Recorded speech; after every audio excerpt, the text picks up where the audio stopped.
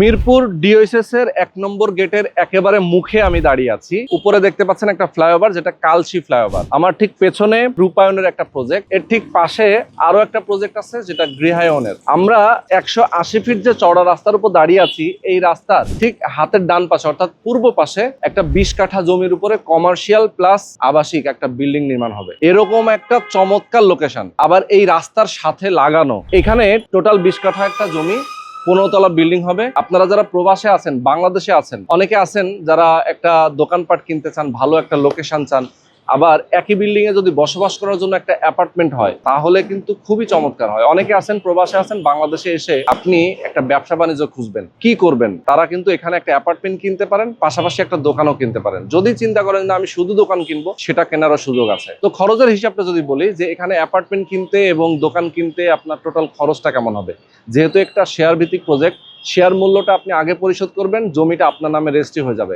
বাকি যে কনস্ট্রাকশনের টাকাটা সেটা আপনি অল্প অল্প করে পরিশোধ করবেন। একটা ডেভেলপার কোম্পানির কাছ থেকে যদি আপনি একটা অ্যাপার্টমেন্ট কেনেন, সেক্ষেত্রে ১৪০০ বর্গ ফুটের একটা অ্যাপার্টমেন্ট কিনতে গেলে এই এলাকার মধ্যে মিরপুর ডিএসএস এর ভিতরে কিন্তু ১.৫ কোটি টাকার উপরে, বাট এখানে খরচ হবে মিনিমাম ৭০, ৭৫ অথবা ৮০ লাখ টাকা। তার মানে অর্ধেক খরচে আপনি একটা অ্যাপার্টমেন্টও পেয়ে যাচ্ছেন। তো সবাইকে বলবো, যারা আপনারা চান নিজের একটা অ্যাপার্টমেন্টের মালিক হতে, অবশ্যই স্ক্রিনে নাম্বার দেওয়া আছে, নাম্বারে ফোন করবেন, সরাসরি আসবেন, দেখবেন, কথা বলবেন, বুঝবেন, এরপর একটা শেয়ার বুকিং দেবেন।